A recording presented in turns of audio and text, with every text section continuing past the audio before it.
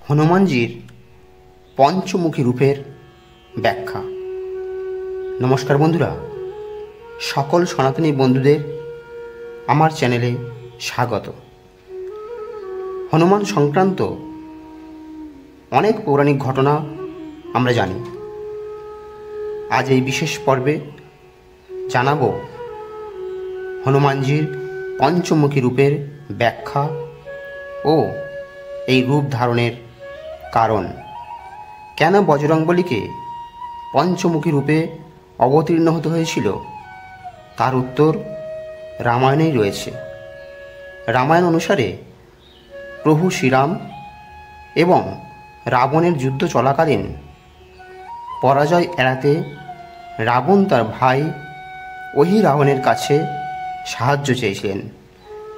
রাবণ ছিলেন পাতালের রাজা। রাবণের ভাই রাবণ তার মায়ার মধ্যে দিয়ে প্রভু শ্রীরামের সেনাকে ঘুমের মধ্যে ফেলে রাম লক্ষ্মণকে বন্দী করে পাতালে নিয়ে যান।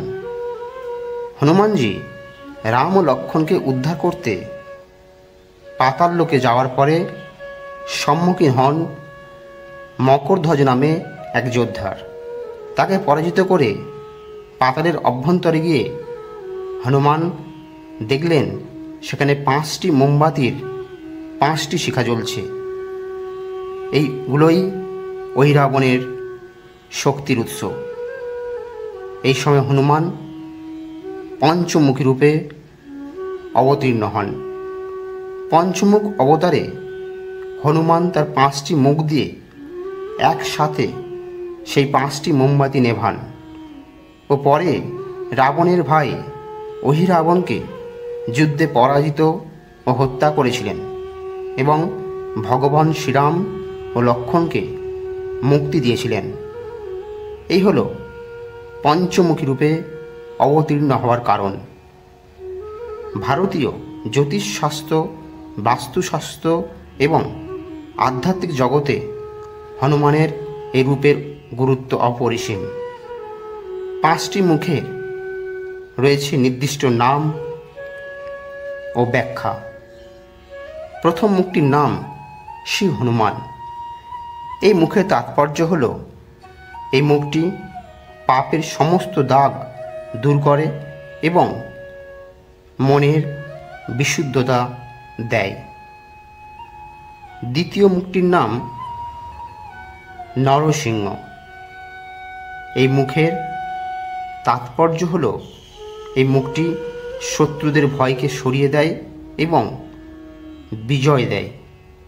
নরসিংহ হলেন ভগবান বিষ্ণুর সিংহ মানুষ অবতার, যিনি তার ভক্ত প্রহ্লাদকে তার দুষ্ট পিতা হিরণ্যকশিপু থেকে রক্ষা করার জন্য এই রূপ নিয়েছিলেন।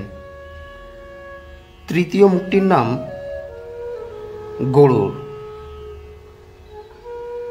এই মুখের তাৎপর্য হল এই মুখটি অশুভ শক্তি, নেতিবাচক প্রভাব দূরে সরিয়ে দেয় এবং শরীরের সমস্ত বিষাক্ত প্রভাব দূর করে।